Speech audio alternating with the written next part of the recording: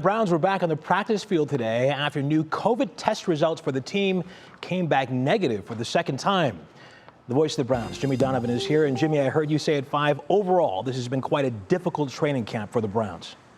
Boy, it really has. And I know, Russ, they can probably say that in every NFL city, but specifically in this city, it has been a tough go for Kevin Stefanski and his Browns to get training camp in any kind of normal happening, especially what happened yesterday when the facility behind me yesterday morning had to be shut down because the report was that the Browns had multiple players, coaches, and support staff who had tested positive for coronavirus. So they shut down the facility. They canceled the afternoon practice. But then all of a sudden they found out that those tests were false positives. There was a hiccup, a glitch in the testing procedure and the test results being attained from a laboratory in New Jersey being used by the NFL. One of the key people that tested positive, and now a false positive, was head coach Kevin Stefanski. It wasn't a fun Sunday. I can laugh about it now, but truly, it's not.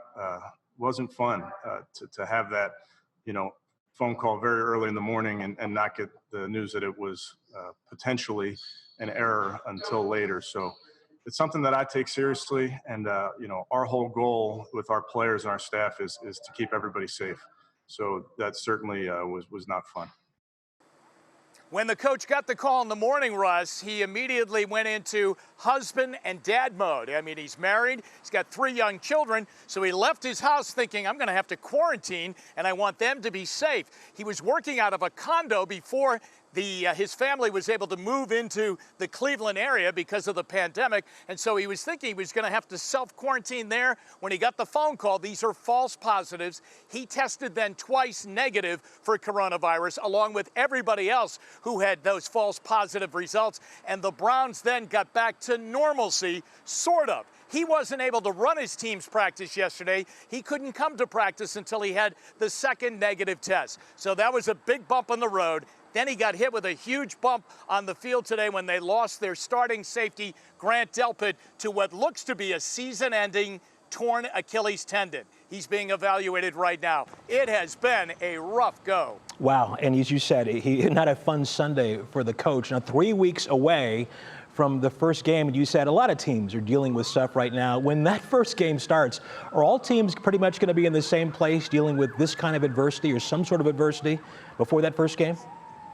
I think so, Russ, and I think the NFL kind of got a dress rehearsal by fire yesterday because it wasn't just the Browns. It was the Jets, the Bills, the Vikings, the Steelers, the Lions, all of those teams, the Chicago Bears. They went through the same situation that the Browns did. So, number one, they have to make sure that testing is done right. Number two, they have to come up with a protocol that if a team does get an outbreak of coronavirus, what happens? And we really don't still know what the protocol is, that if it happened a couple of days before a game, does the game get played? Yeah. Does the team have to forfeit? Wow. All right, Jimmy. We'll see you later in sports. Thank you.